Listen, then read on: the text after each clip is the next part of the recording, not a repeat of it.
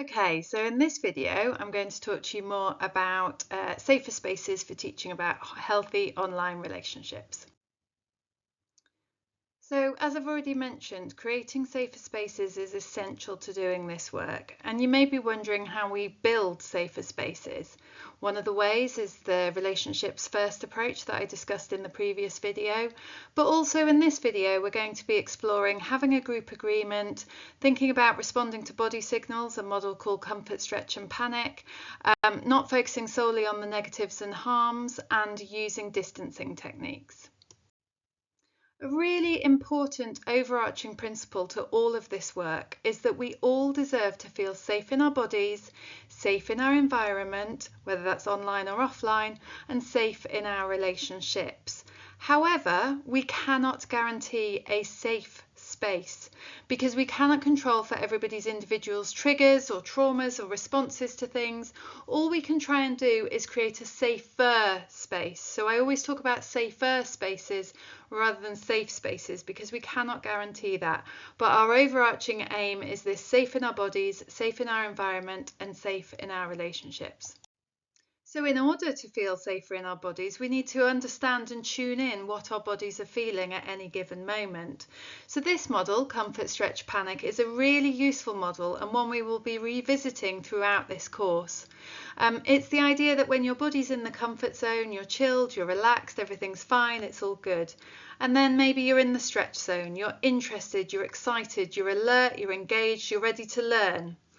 And then sometimes our bodies go into the panic zone, and that's where fight or flight's been triggered. We're anxious, the butterflies are going, maybe our heart's racing, maybe we're breathing a little bit faster. And when we're in this zone, it's a sign we need to get more help, more support, that something needs to stop or change. So I'd like you to just take a moment to think about what zone you are in for delivering healthy online relationships. Are you in your comfort zone, your stretch zone, or your panic zone? What I always say is that no level of education should be delivered when educators are in their panic zone, because you cannot create a safer space if you yourself are in the panic zone. So if there are any aspects of these modules that do take you to your panic zone, it's a sign that you might need to do some more team teaching, complete this course and learn some more strategies and tips for how to make a really safe learning environment. Or it might be a sign that there are certain elements of this education that maybe somebody else might be better to deliver, because it's really, really important that you feel safe to deliver this type of education. Another model that we will be revisiting a lot more in Module 2 is around this guide to ethical relationships, because in order to feel safer in our relationships, we need to adopt some principles, and these are taking care of me, taking care of you, having an equal say, and learning as we go. So broadly, looking after myself in a relationship, looking after the other person in a relationship, making sure that there's equality, no power imbalance, no coercion, no control going on, and then recognizing nobody's born perfect at relationships, that we're open to maybe things going wrong, but that we'll try and work together to sort it out. So this sort of gives us an ethical framework for relationships that we will be revisiting a lot throughout this course. So one of the ways I've adapted the ethical principles is to use them as the basis for my group agreements. For all sessions that I do, I try and create a group agreement. So I'm hoping as a group you will agree to follow these sorts of principles as we work together across the course. So, taking care of me. So looking after yourselves in these sessions, only share what you're comfortable with in any of the Padlets and things that we have going on online, or in the Ask the Expert sessions. I always make sure that all my learners have a right to pass. I don't put people on the spot to answer things. Everyone can choose how much they want to participate. Reminder that everybody is awesome. Then looking out for the other people in the sessions as well. We're all coming at this stuff with different life experiences, different perspectives. We're all different. Let's value everybody's experience, identities and perspectives. And we all deserve to feel safe in our bodies, our relationships and our environment. Having an equal say, everybody's voice matters. We've got lots of opportunities to gather your voice through Padlets, through the Ask the Expert sessions, through the Facebook group, through the discussion forums. So, your voice matters and we'd love to hear from you. We can also be available for sort of follow-up support. And then learning as we go. So we're all on a learning journey. None of us are born perfect at this stuff. We're all figuring it out. We just want you to be open to learning. So hopefully this feels okay as a group agreement for the course, but also it can be adapted for a group agreement for your classroom. You might even want to think about adapting it as a framework for your online environment, and there will be activities later in this course that will explore that further.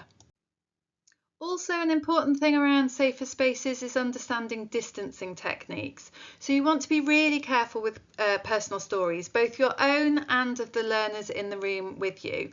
This is so that it keeps the learning space feel safe, that we're not going to have any unsafe oversharing that could put people at risk or increase vulnerabilities. So we want people to use sort of distancing language or use made-up scenarios instead. So you could teach them to use, oh, I had a friend that did X, Y, Z, or I know someone who this happened to, but it's not a personal story, so it can't be weaponized after the lesson. And also, I never put people on the spot to answer.